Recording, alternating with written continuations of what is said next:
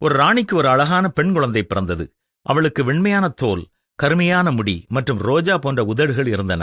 ஆனால் சீக்கிரத்தில் அந்த ராணி இறந்து விட்டாள். இறந்த பிறகு மன்னர் வேறொரு பெண்ணை மணக்கிறார். அந்த புதிய ராணி மிகவும் அழகானவள், ஆனால் மனதளவில் கொடியவள். அவள் தினமும் ஒரு மாய கண்ணாடி முன் நின்று இந்த உலகில் மிகவும் அழகானவர் யார் என்று கேட்பாள். கண்ணாடியும் நீதான் அழகு என்று பதிலளிக்கும். வருடங்கள் சில ஓடின. வழக்கம் போல ஒரு நாள் தன்னுடைய கண்ணாடியை பார்த்து இந்த உலகில் மிகவும் அழகானவர் யார் என்று கேட்டாள். அதற்கு அந்த கண்ணாடி ஸ்னோ ஒயிட் என்று பதில் சொன்னது. அந்த ஸ்னோ ஒயிட் என்பது வேறு யாரும் அல்ல, முதல் மனைவியினுடைய மகள் என்பது குறிப்பிடத்தக்கது. இதனை கேட்ட நாள் முதல் அங்கு வளர்ந்து வந்த ஸ்னோ ஒயிட்டை கொல்ல முடிவு செய்தாள். இதை அறிந்த ஸ்னோ ஒயிட் காட்டிற்குள் தப்பிச் சென்றாள். அங்கே அவள் 7 குள்ளர்களின் குடிசையில் அவர்களோடு தங்கினாள். ராணி மாறுவேடத்தில் வந்து ஒரு நச்சு ஆப்பிளை ஸ்னோ ஒயிட்டிடம் கொடுத்து அவளை சாப்பிட வைக்கிறாள். ஸ்னோ ஒயிட் மயங்கி விழுந்து விடுகிறாள்.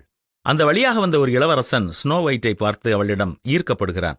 குள்ளர்களிடம் அவளுடைய கதையை கேட்ட பின்பு அவன் அருகில் வந்து உட்கார்ந்து அவளை முத்தமிட்டான். உடனே அந்த ஸ்னோ ஒயிட் உயிர் பெற்று எழுகிறாள். இந்த கதையை சிறு வயதிலேயே நீங்கள் கேட்டிருப்பீர்கள். இது ஒரு கதை என்பதால் அது மாய கண்ணாடியை குறித்து நீங்கள் அதிகமாக சிந்தித்திருக்க மாட்டீர்கள். ஆனால் இப்பொழுதும் நமக்கு காட்டும் ஒரு உண்மை கண்ணாடி உலகத்தில் இருக்கிறது. அது புத்தக வடிவில் இருக்கிறது. அதுதான் பரிசுத்த வேதம். அதை கவனமாக நாம் படிக்கும் பொழுது அது நாம் எப்படிப்பட்டவர்கள் என்பதை நமக்கு சொல்லுமே ஒழிய அது பொய் சொல்லாது. நம்முடைய குறைகளையும் குற்றங்களையும் பாவங்களையும் அது சுட்டிக்காட்டும். அது மட்டுமல்ல, பரிசுத்த வேதம் எனும் கண்ணாடி பரிசுத்த தேவனை அண்டிக் கொள்வதற்கான வழிகளையும் நமக்கு கற்றுக் கொடுக்கிறது.